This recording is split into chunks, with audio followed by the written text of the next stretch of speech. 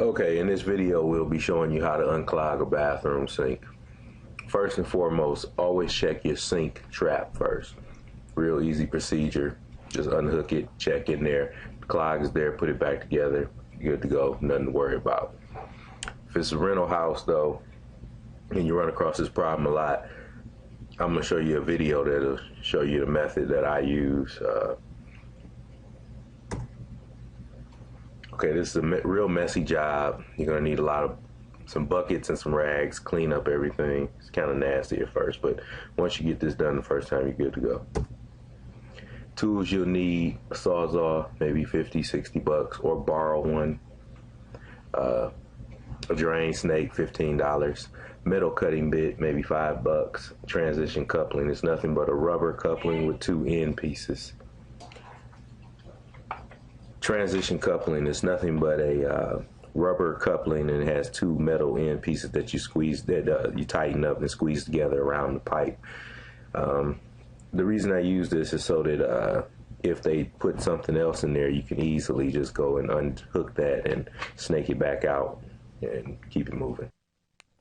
Okay, in today's video we're going to be showing you how to replace, not replace, how to fix up a clogged up drain.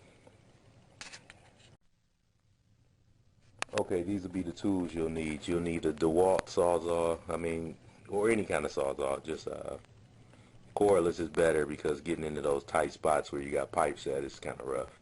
And you're going to need a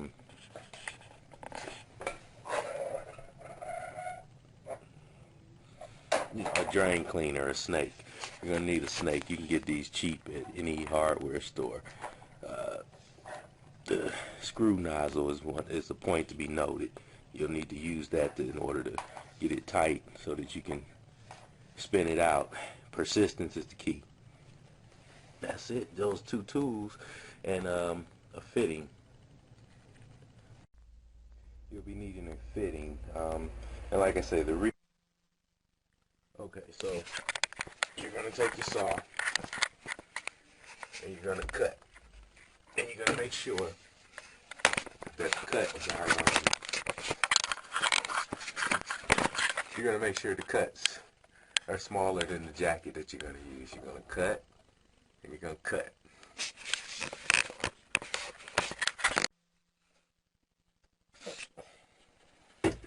Okay, so you're going to take your piece that you cut off.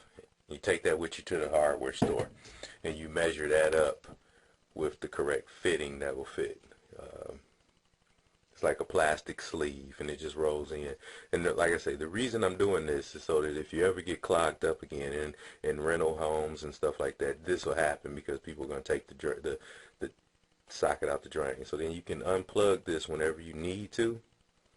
Just pull it off, and if you have to replace it, it's like $3 or $4, and then you can get to your drain. I wanted to make one definite note. When you use your snake, just make sure, okay, get some good leverage going, put it in there where you want it to go, and use a lot of persistence, because this thing's going to take a while. But once you get it, about as far as it'll go, tighten this down and just, it's going to take some elbow grease, but just keep turning it. Just keep turning it and flipping it, and eventually you'll start digging some stuff out, because that end will dig down into there and pull it out. Just keep pulling stuff out 10, 15 times if you have to, till you eventually get it. And like I say, the main reason for doing this, because you could go straight through the trap way, but the main reason is in rental houses, a lot of times you got the tenants up in there, so you don't really want to be fooling around in the bathroom all day, because like I say, this is going to take a lot of persistence and it gets nasty.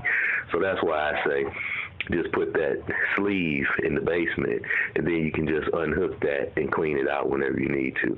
And you say, oh, well, I put something in the sink. No, they will take it out. They have taken it out before, because that's why it's like it is now. So it'll happen. Here's a head, too. Here's a head. If it won't slide onto the two pieces, pull the metal piece down before you got more play with the rubber. Notice I had to pull both the metal pieces off, but you can always replace those once you get everything seated. Just make sure it's seated tight.